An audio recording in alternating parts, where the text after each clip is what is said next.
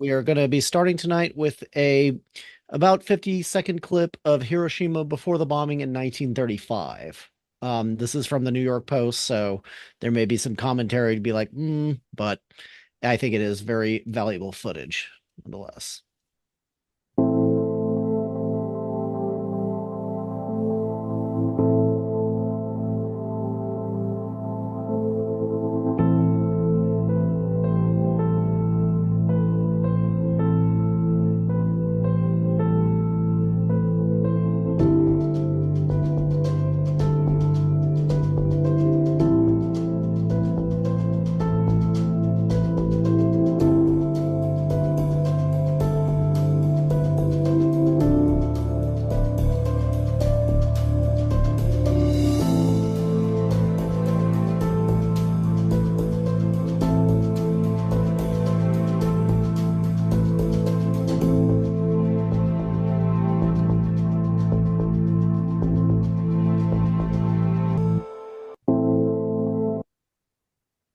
And these next two videos will be scenes of the aftermath.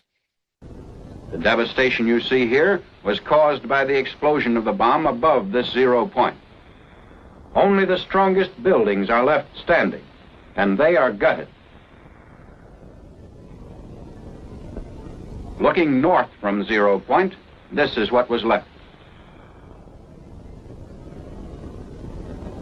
Looking east, the camera records a scene of complete devastation in the immediate area.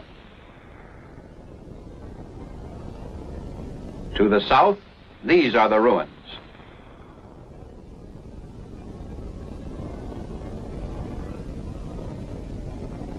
Looking west from 0 point, the same complete leveling is evident, the same inability of structures to withstand atomic power. Just a tenth of a mile from 0 point, the effect of the bomb blast can be seen on these stripped and broken trees and on this Russian-Japanese war memorial. Lines were literally blasted into the stone of the memorial. Here, looking west from the Sanwa building, the side of a concrete smokestack nearest the blast has been discolored. The Hiroshima Gas Company building on the right in this picture has been almost completely demolished by the force of the explosion from above, as though struck by a giant sledgehammer. The reinforced concrete Sanwa Bank building was wrecked even more completely.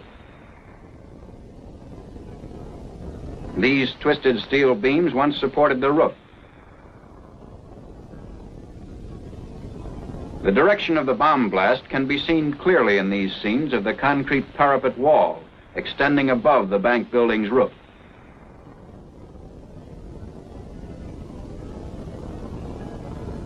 Two-tenths of a mile from 0 point was a Shinto shrine.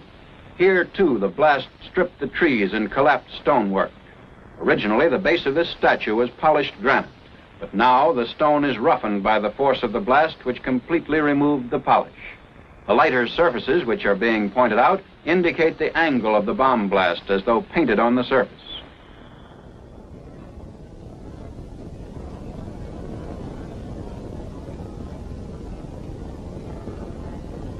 The nearby lamppost shows flash burns on the side facing the blast.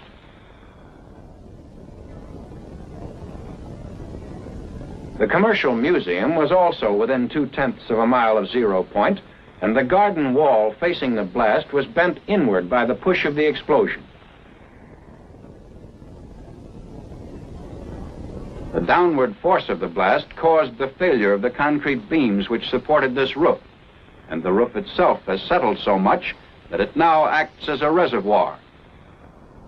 Looking east, an area of complete devastation is all that can be seen.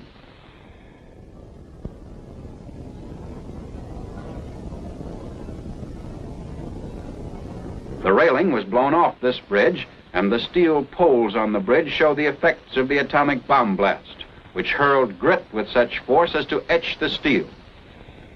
The front of this school is a quarter of a mile from and faces 0 point. The sag in the concrete reinforced floor can be seen here in the entrance. The steel rods, which are now hanging, once supported a suspended ceiling.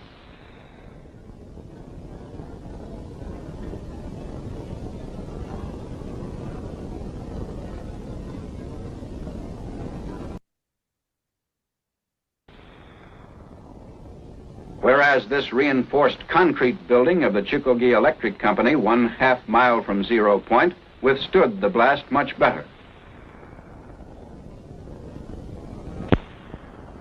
6/10 of a mile out, destruction was almost as complete as it was at 0 point. Wooden structures were completely collapsed by the blast. This was Hiroshima Castle. Its framework was demolished by the force of the blast, but fires of secondary origin did not occur. Because it happened to be at a 45-degree angle to the direction of the blast, the Hiroshima City Hall, with its heavily reinforced concrete construction, shows much less damage. Doors and windows were blown in by the force of the explosion.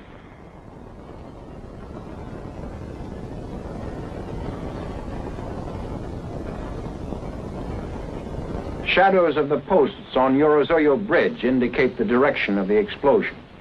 6/10 of a mile from 0 point, the bridge floor is etched except where shielded by the railing. Outlined in the surface of the bridge is the shadow of a pedestrian, which tells its own meaningful story.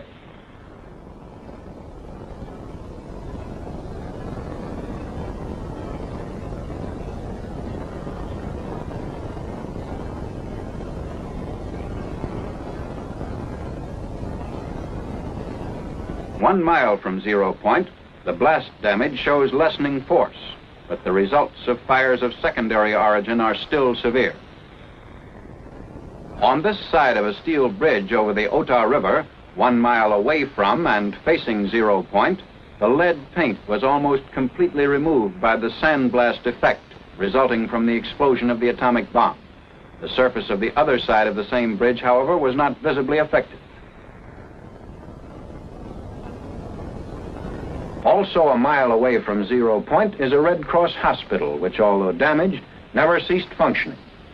This is the front of the building, which faces northeast.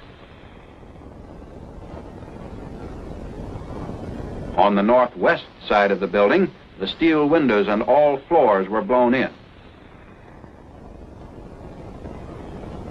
This southwest side of the building again shows windows blown in by the external air pressure caused by the explosion. Here, however, the windows in the southeast wall were blown out rather than in.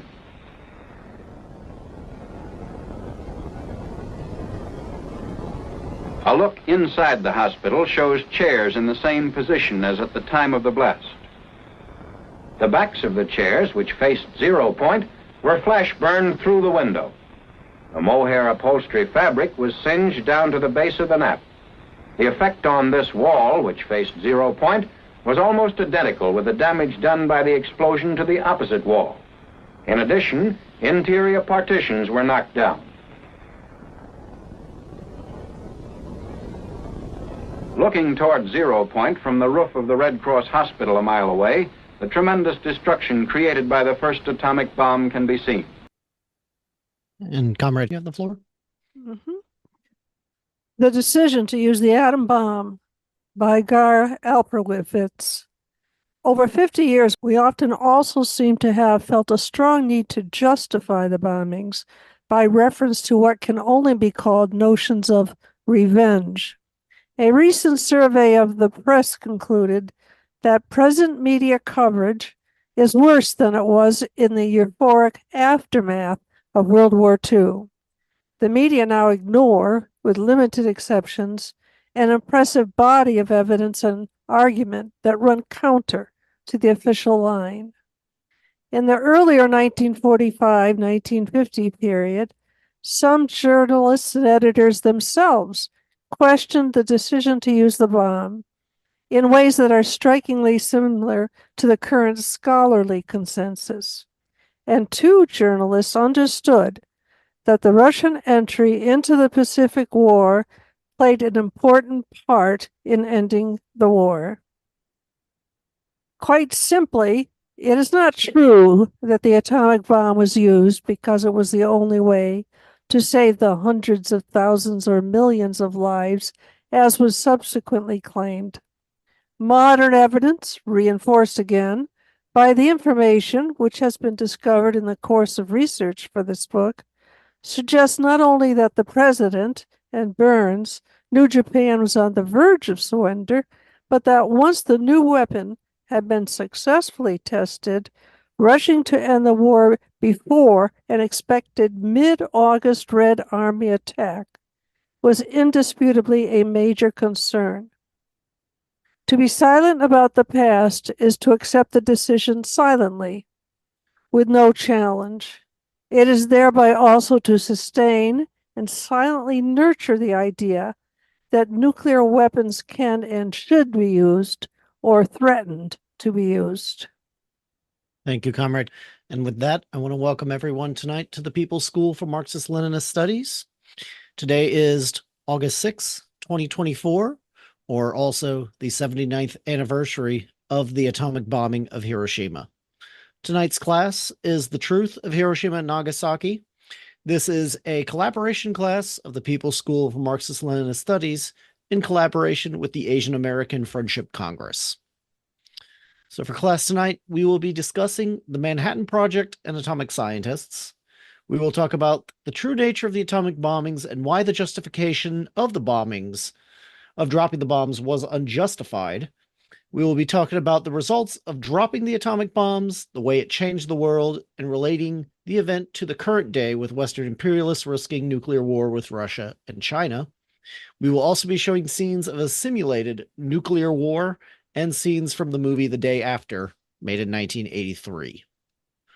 And with that, we will begin our first section on the Manhattan Project, and comrade, you have the floor. All right, thank you. Why was the atom bomb developed? In the early 1930s, British scientists split lithium atoms with protons, and an era of nuclear science began. By 1938, with the discovery of neutrons earlier in the decade, scientists Otto Hahn and Fritz Strassmann shocked the world by splitting a uranium atom with neutrons, creating fission of the nucleus of the atom, which could result in a nuclear chain reaction. Politically, the world was beginning to see more and more of the threat of Nazi fascism, and though research was kicked off at different times in several different countries, many atomic scientists, of which many were Jewish, such as Albert Einstein, came to the United States and requested to FDR that nuclear weapons be developed to beat the Nazis in the race for a successful nuke, which Nazis would have used indiscriminately. Nazis had been trying to develop nuclear weaponry, but gave up in 1942 to focus on V-1 and V-2 rocketry. But this wasn't known until 1944, and Nazis could have begun research again at any point. However, the first U.S. bomb, Trinity, developed in part by American communists like J. Robert Oppenheimer, was successfully tested in July 1945, just 1 month before the bombing of Hiroshima and Nagasaki. Hiroshima. On August 6, 1945, at 8:15 Hiroshima time, an enriched uranium fission bomb called Little Boy was dropped from the Enola Gay B-29 bomber over Hiroshima. It detonated about 2,000 meters above the city. The intended target area was the Aioi Bridge in the middle of the city, but the wind caused the bomb to detonate over Shima Surgical Clinic. It detonated with a force of about 16 kilotons of TNT, or about 15,000 tons of TNT. 1 mile in all directions was completely destroyed, and fires spread for about 4.6 miles. Over 140,000 people were killed by this bomb, including in the months following the attack. Over 60% of the city was destroyed. Wood and paper homes were vaporized, and only concrete buildings built to withstand earthquakes survived, albeit heavily damaged. Nagasaki. On August 9th, 1945, the B-29 bomber Boxcar flew to Kokura, Japan, the intended target for the bomb. Kokura was, however, clouded by clouds and smoke from the firebombing at Yahata the previous day. These conditions saved Kokura from an atomic bombing. The secondary target, Nagasaki, was flown to and at 11:01 Japanese time. The plutonium bomb, known as Fat Man, was released after a break in the clouds and detonated at 11:02 with a force of about 21 kilotons of TNT, or 21,000 tons of TNT. The total destruction occurred for 1 mile in all directions, and fire spread for about 2 miles south. Over 80,000 people were killed in the attack, and much of the valley was destroyed. Ironically, the explosion occurred over the Urakami Tenshudo Catholic Church, the largest Catholic cathedral in Asia. Thank you, comrade. Why did the A-bombs were they dropped on Japan? A preemptive nuclear war.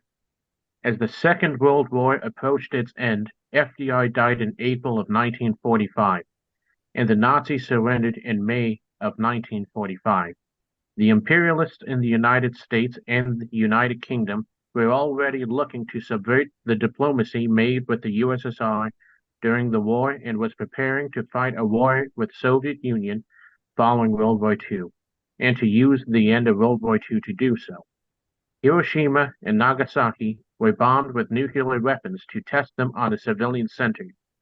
Cities like Tokyo and Osaka were ash at that point, but an untouched city like Hiroshima would have provided the U.S. a civilian center to assess the impacts of an atomic weapon on. Leslie R. Groves, the director of the Manhattan Project, ordered a post-attack assessment report, which confirmed Hiroshima was chosen because it was relatively untouched by previous bombings, in order that the effect of a single atomic bomb could be determined. No military significance, no U.S.-led victory. The military significance of Hiroshima and Nagasaki was very low. In Hiroshima, there was a Second General Army Headquarters and the Chugoku Military Police Headquarters, and only about 7,000 to 20,000 troops were killed in this attack. Nagasaki had Mitsubishi factories, including arms manufacturing, but only 9,000 troops were killed in this attack. Neither bombing brought about Japanese surrender, even with the atomic blackmail following Hiroshima and Nagasaki, nor did they noticeably impair what was left of the Japanese war machine. Japan was trying to figure out a way to surrender to the Soviets before Hokkaido was invaded and the foundation of Japan broken. They were losing the war and had suffered catastrophic incendiary bombings in 67 cities. Losing 2 more to big bombs rather than thousands of smaller ones did not seem to make a difference at that point. The decision to bomb used the atom bomb by Guy Alperovitz, another excerpt. The question was what to do about Russia. The answer given by the president and his advisors is not in doubt. As previously noted, documents made public in 1960 show that on July 23, 1945, Truman had sent a cable drafted by Byrnes, James Byrnes, Secretary of State, to Chiang Kai-shek, request that he not make any further concessions to Russia. As Byrnes subsequently explained, the goal was, quote, to encourage the Chinese to continue negotiations after the adjournment of the Potsdam Conference. I had some fear that if they did not, Stalin might immediately end the war. On the other hand, if Stalin and Chiang were still negotiating, it might delay Soviet entrance and the Japanese might surrender. The president was in accord with that view. Byrnes said that he was most anxious to get the Japanese affair over with before Russians got in. With particular reference to the Darien and Port Arthur, both cities combined and now known as Luda, the Soviet Union turned Darien over to the Communist Chinese Party in 1950 with no recompense. Once in there, the Soviet Union, he felt that it would not be easy to get them out with all of this in mind. Byrnes was in favor of Soong's, the Chinese foreign minister, return to Moscow, which he proposes to do in order to keep the conversation on this subject going. Now apparently worried that Stalin might be impatient with the continued stalling, or that Soong might yield on August 5, 1945. Truman and Byrnes sent further instructions to Avril Harriman, the Secretary of Commerce, requesting that no agreement be made involving further concessions by China. The first days of August now took on the air a frenzied race for time. As soon prepared to meet with Stalin on August 7th, the specially trained 509th Composite Group of the 20th Air Force awaited for the weather to clear over the target cities in Japan. The July 25th order by General Spates had set the bombing for, quote, after about August 3rd. How long could the Red Army be stalled on the Manchurian border? If the weather cleared long enough for the weapon to be used against Hiroshima on August 5th, many scholars have studied these papers and have found them particularly illuminating in the connection with Bayern's strategy towards the Russians during the Potsdam Conference.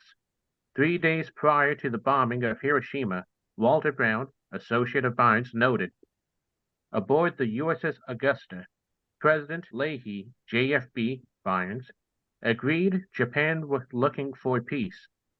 President afraid they will sue for peace through Russia instead of some country like Sweden. How some nation top military leaders viewed the use of the atomic bomb. Quoting General Dwight D. Eisenhower of the United States Army, I had been conscious of the feeling of depression, and so I voiced to the Secretary of War, Henry Stimson, my grave misgivings. First, on the basis of my belief that Japan had already defeated and that dropping the bomb was completely unnecessary. And secondly, because I thought that our country should avoid shocking world opinion by use of a weapon whose employment was, I thought, no longer mandatory as a measure to save American lives. To quote William D. Leahy, Fleet Admiral of the United States Navy, the Chief of Staff to President Truman, the use of this barbarous weapon at Hiroshima and Nagasaki was of no material assistance in our war against Japan, and the first to use it, we had adopted an ethical standard common to the barbarians of the Dark Ages. I was not taught to make war in that fashion, and wars cannot be won by destroying women and children. To quote Henry H. Arnold, Commanding General of the United States Air Force, it has always appeared to us that, atomic bomb or no atomic bomb, the Japanese were already on the verge of collapse. We will now stop for our first round of discussions. Okay, this is fascinating. This is not even taught in the schools. They still teach the lie that the bomb was dropped to save American troops, had nothing to do with Russia. The schools are telling, and the colleges too, are telling the lie. If you tell a lie often enough, you know what the Nazi Goebbels said. Masses will believe it. And apparently that's what's going on now. I think it's fascinating that the U.S. government had, under Truman, already had decided to start another war with Russia. The war in Europe was just ending. The ink on the peace treaty was not even dry, and they were already planning to attack Russia. They saw Russia as the enemy. Nothing has changed till this day. Thank you. Thank you, Comrade Angelo. So we read a bit how it was President Truman and the Secretary of State, Burns, who were really pushing this atom bomb. It was, if you read that book, The Decision to Use the Atomic Bomb, they go into it. It was a very unpopular action. Like we just read, Eisenhower was against it. By the way, he was from Kansas and Truman was from Missouri. There's a lot of bad blood. And that was really, they were in the, but I think the thing that pushed them was the fact that, they met with Stalin and they knew that he was going to join in on I believe it was August 15th. And it was originally supposed to be August 5th. So he actually waited. And that was a promise that he gave to FDR when he met him in Tehran. So 60 seconds. That was something that, we know that FDR and Stalin had a really good relationship, and he was just, paying his half of the bargain. And real quick, the way they got around it, of course, is they asked Japan for an unconditional surrender, which meant that Japan, who was ready to surrender, they just wanted to keep their emperor. Of course, America wanted Japan to keep their emperor too, because we know what happens to emperors when communist revolutions happen. 90 seconds. That's all. Thank you, comrade. Another couple of notes. Hiroshima was one of the targets, not just because it was a large city area, but it was also situated on a flat plain. Leslie Graves, you may have heard the name earlier, was actually a general that was in charge of the Manhattan Project. He wanted Kyoto as the prime target because for him, it was the ideal situation of a city in a flat place in a valley. And what would happen if we dropped the bomb on that? Of course, Truman and some of the others were like, oh, I spent my vacation there. So that's why it was not actually bombed during the war. Just a little fact there. So, yeah, I want to iterate here that a lot of the arguments made about justifying the atomic bomb, one of them is, oh, well, the Japanese army, they were extremely militant and they were willing to die at all costs, and there was no way that we would have, they would have surrendered unless we did this. This is Orientalism. It's the same Orientalism that Douglas MacArthur ascribes to Koreans and Japanese people, as well as Chinese people also. It's the same Orientalism, that the U.S., naively, uses in its foreign policy today. You South Koreans, you Japanese, you work in our interests. So, and also a lot of that racism was also geared towards the Vietnamese also during the Vietnam War. The reality is that at the time that the non-aggression pact between the Soviet Union and Japan broke, and the Soviet Union began to invade Manchuria, the Kwantung Army, which was the most elite force in the entire Japanese military, was severely weakened. So the most elite army being significantly reduced, and the Japanese knew if we let this go on, we could easily have, losses, unprecedented losses. 90 seconds. They weren't stupid. That's all.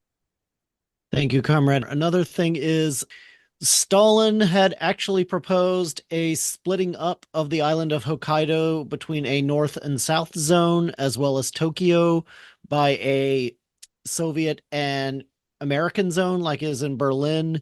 But Truman was the one who basically rebuffed that and said that Japan will be under the administration of Supreme Commander of the Pacific of the Allied Forces, Douglas MacArthur.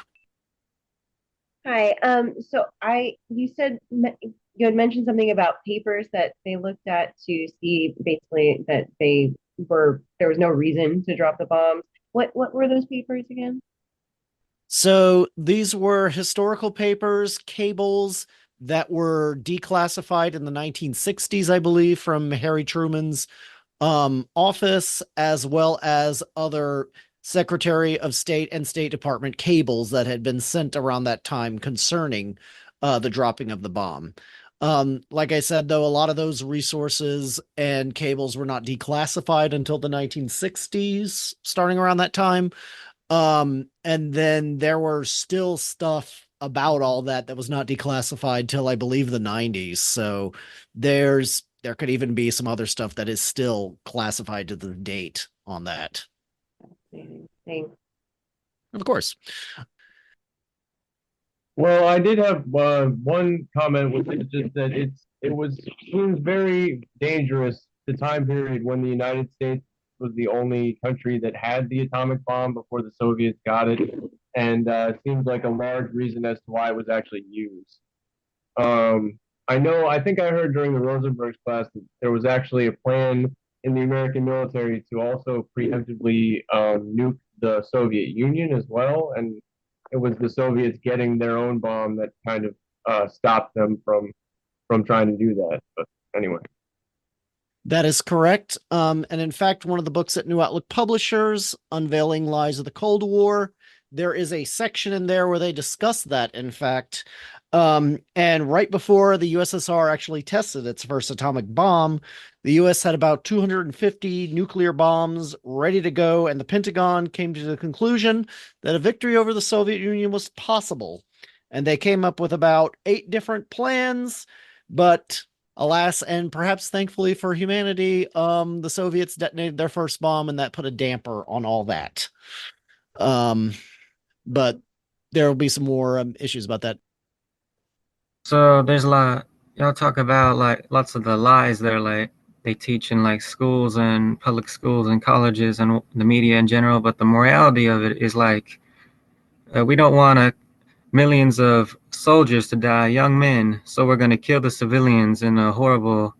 If you ever seen like Black Rain, something, I don't know the documentary, the details of how you die in atomic bombs, most people, if you're not at ground zero, it's like your skin falls off from the it's very complicated. I don't know. It's hard to describe it shortly, but really nasty and brutal.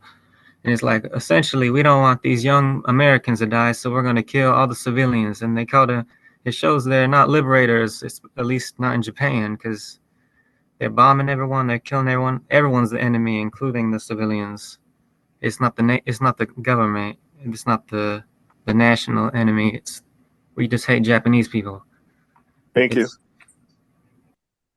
Yeah, good transition actually with that comment.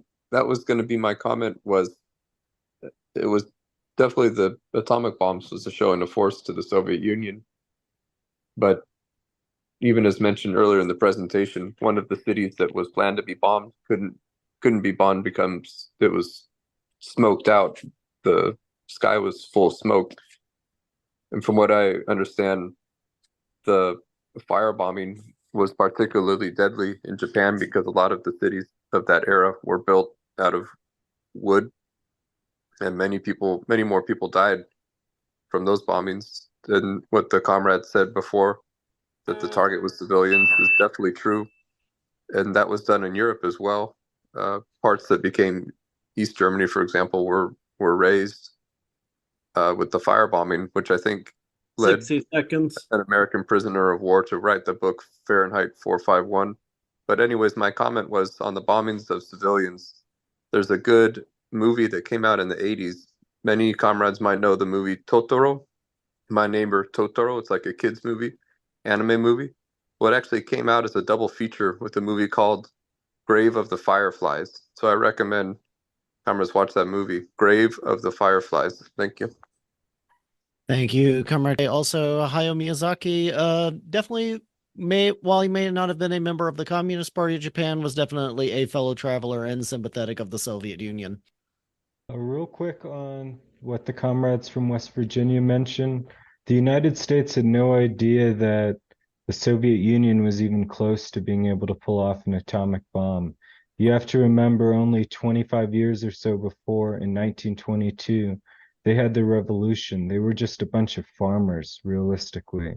And the process and the elevation of Soviet society led them to be able to accomplish the feat of building an atomic bomb in roughly 25 years, and then several years later beating us to space while being completely decimated by a world war in the middle. Like, we can't ever believe that the Soviet Union was a failure just on those two things. Thank you. Thank you, Comrade. Comrade Pennsylvania, you have the floor. Go ahead. Yeah, I was just wondering if anybody knew, if anybody that was responsible for this ever faced any kind of court case or anything like that. Yeah. So I can give a little bit on that. Leslie Graves, who was basically the head of the Manhattan Project, he had actually wanted to have the bombs dropped because otherwise he'd have to answer to Congress of why the heck did they spend $2 billion, which at the time, nowadays is like, I believe, $34 billion on developing these things, and they were never used. He ended up retiring with a nice pension and lived a happy life and died peacefully. So short answer, no one really, and the US government to this day does not ever apologize for any droppings of the bomb or civilian deaths, repeating the we did it so we would save our boys line. And with that, we do need to go on with the presentation. So we will jump to our next and final section, which is a little long, but this is on atomic aftermath and the present day nuclear threat. And Comrade Missouri, you have the floor. Soviet victory in World War II. Soviet invasion forced Japanese surrender. As agreed to multiple times dating back to 1943, the Soviets declared war on Japan on August 7, 1945, and on August 9, 1945, the Kingen, Mukden, Harbin, Keating, and Sungari offensive operations began in Manchuria. On August 11, 1945, the Sakhalin Islands were invaded. On August 13th, Korea was invaded.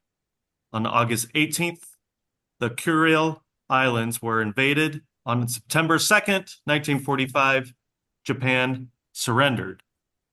The Japanese leadership already afraid of a Soviet attack because the Japanese forces were all mostly focused south to deal with the other allies, and little was left in the north to defend against a Soviet invasion since they never had to.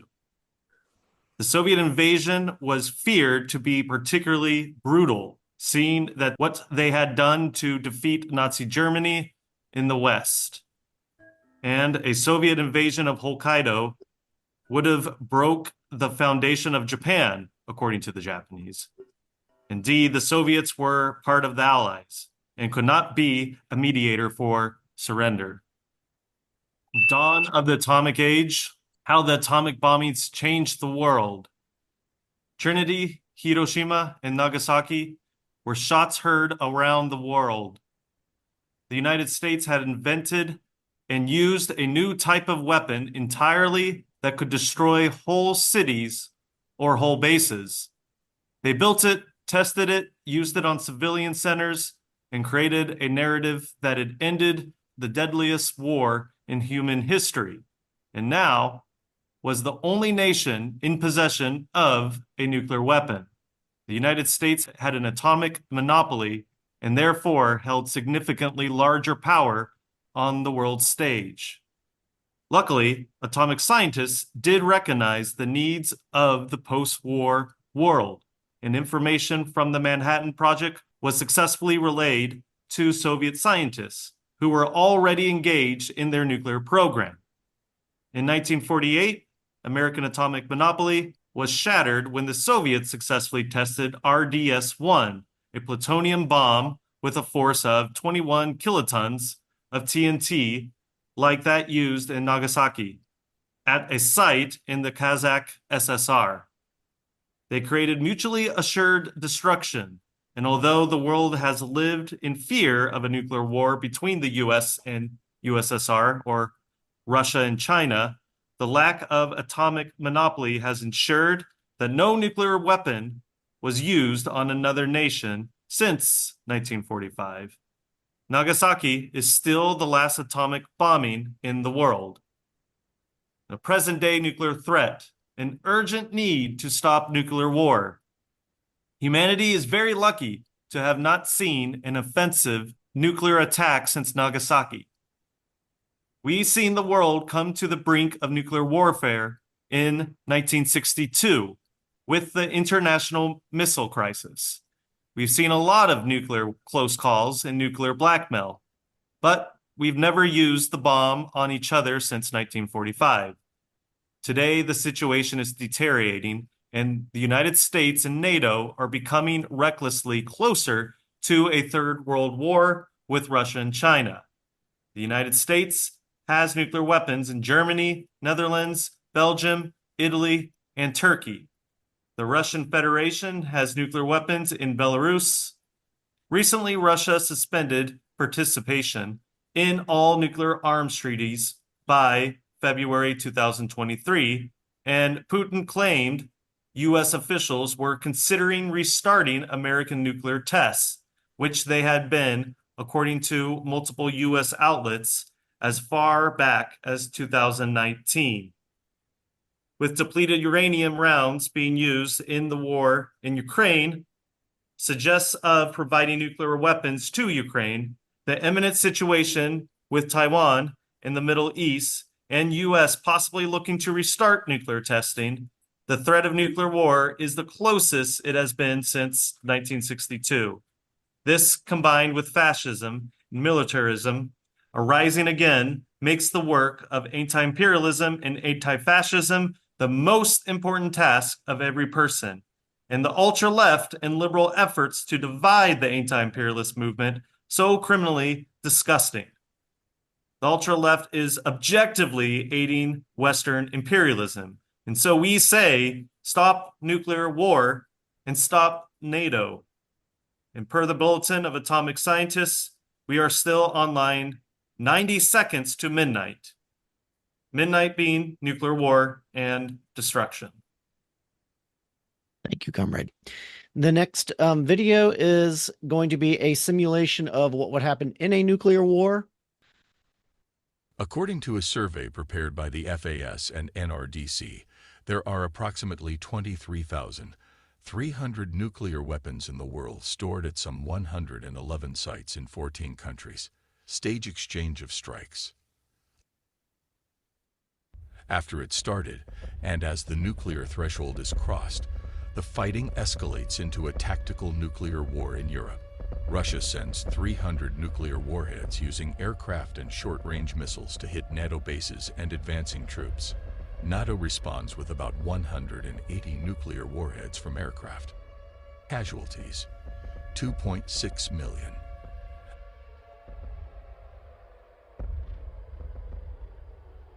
When Europe is destroyed, NATO launches a strategic nuclear strike of 600 warheads of U.S. land and submarine missiles aimed at Russian nuclear forces.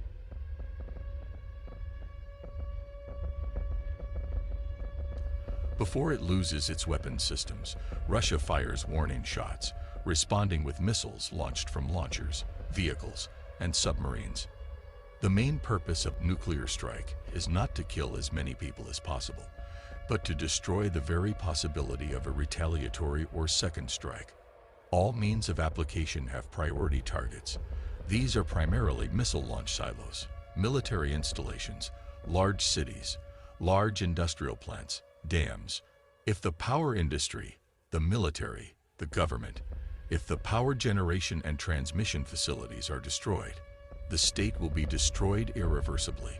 In order to prevent reconstruction of the other side, Russia and NATO are striking at 30 of the most populated cities and economic centers of each other, using 5 to 10 warheads in each city, depending on the size of the population.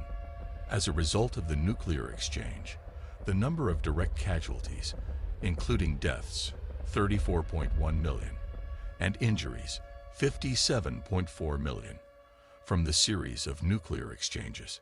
Stage 2 nuclear fallout.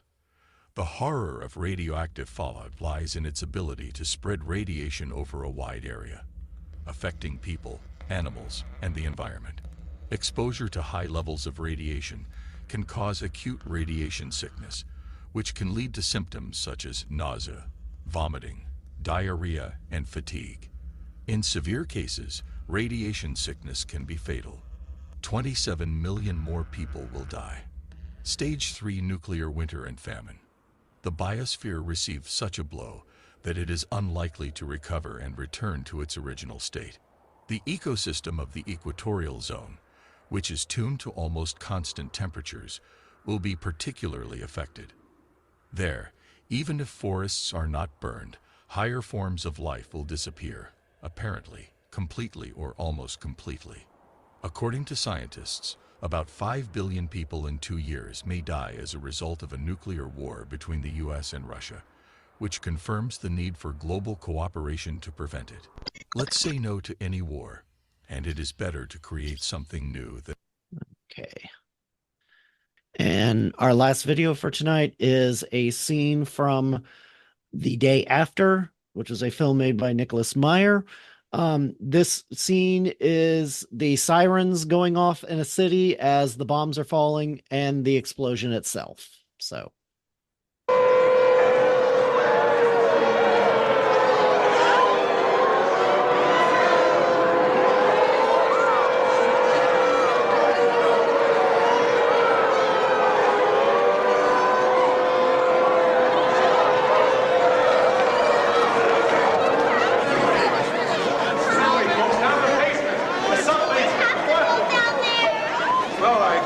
Stay right up here for a while. Sure. I think you better go downstairs, folks.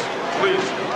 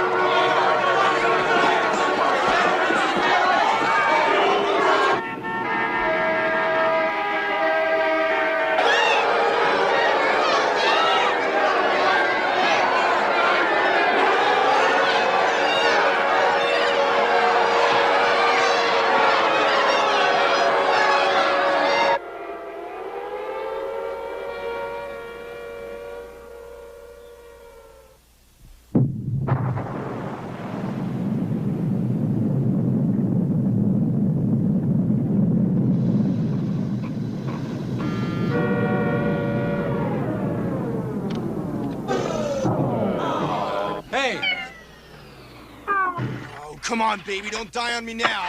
Oh.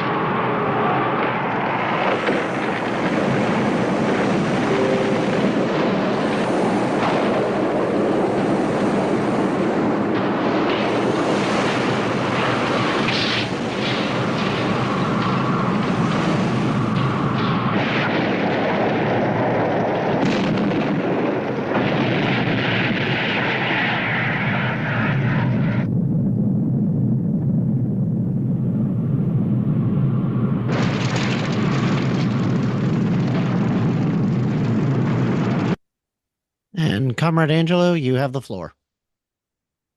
Okay, thank you. That was quite a scene. I remember seeing that, by the way, in 1983. In fact, the peace movement throughout the country used that movie to organize our neighbors. And in my mom's house, we asked our neighbors to come in for coffee and cake and watch this movie. It was a socialization. And we had 25 people there who were normally not political people. And that movie made them anti-war, anti-nuclear, war, anti-war. It was a very effective movie. Okay, list of books. The book number one, Hiroshima by John Hershey, is a famous book. I read it in high school, and it changed my whole view. I was about 15 or 16, and it just furthered me on to where I am now, ideologically. Other books are I Was There by William D. Leahy, Speaking Frankly by James Burns, the same James Burns that we were talking about. All in One Lifetime, again, James Burns. Prompt and Utter Destruction by J. Samuel Walker. Hiroshima and Nagasaki by Paul Hamm. These are all books you should get and read. Journey to the Missouri by Toshikazu Kasi. Racing the Enemy, again, a Japanese name. I can't even pronounce it. American Prometheus, The Triumph and Tragedy of J. Robert Oppenheimer by Kyle Bird and Martin J. Sherwin. By the way, there was a movie called Oppenheimer recently. You should all look at that. Bomber Offensive by Arthur Harris. Henry L. Simpson, The First Wise Man by David F. Schmitz, and Memoirs of Harry S. Truman. Thank you, Comrade Angelo. And with that, we will go to our final discussion and wrap up. In addition to that movie that we just saw a scene from, I would recommend looking up the movie Threads, Threads, which is also a very good nuclear war film that I watched recently. Thank you. Thank you. Of course, I also can't believe we missed this, but Dr. Strangelove, or How I Learned to Stop Worrying and Love the Bomb, is another great movie as well. So many people have told me about that movie. That the movie was supposed to take place in Lawrence, Kansas, which is about 30 minutes from Kansas City, in a small university. Well, not small, but that actually was filmed there. And I've been in that building that they ran into. And so that gives me chills. It was like being back in Hiroshima, going to the museum and seeing, as another comrade described, you saw like these, they were like not wax models, but of like people's skin falling off. And it was so gruesome that I couldn't eat for a few days. And it's like coming back again. It's kind of traumatic, but I'm going to have to watch that movie. I'm glad we saw it. That's all. Thank you, Comrade Ken. Yes, I've been there as well. That dome, which you may have seen that got blown out near the center of Hiroshima, they call that the Genbaku Dome, or the Explosion Dome, and it is now a UNESCO World Heritage Site. But it's one of the few buildings that stayed up after they rebuilt the city. Yeah, so I just wanted to say, Angelo might have seen these firsthand, but back in the 50s and 60s, they did bomb drills in schools where they would have the kids go under desks. We can see very clearly how useless that would be. And not only that, there were companies that actually capitalized on the fear of people and sold bomb shelters that were just barely underground, thinking that a thin layer of concrete would be able to stop these nuclear blasts, or the radiation, I should say. So, just to show how depraved these corporations can really be. And that's capitalism.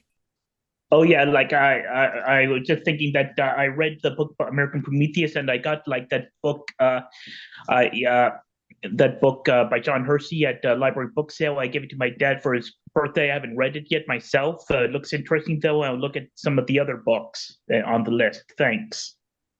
Thank you, comrade. Speaking of books I remember I forget if it was middle school or early high school, we had to read a book called Alas Babylon, which was about a small community in Florida, and there was a nuclear exchange between the US and Russia at the time, and about how this community basically lived on and survived. And one of the ending lines of the book was the main character asks a general who had come to visit the area because they were somehow not in the path of one of the bombings. He asked him, by the way, who won? And the general said, oh, we did. We beat the hell out of them.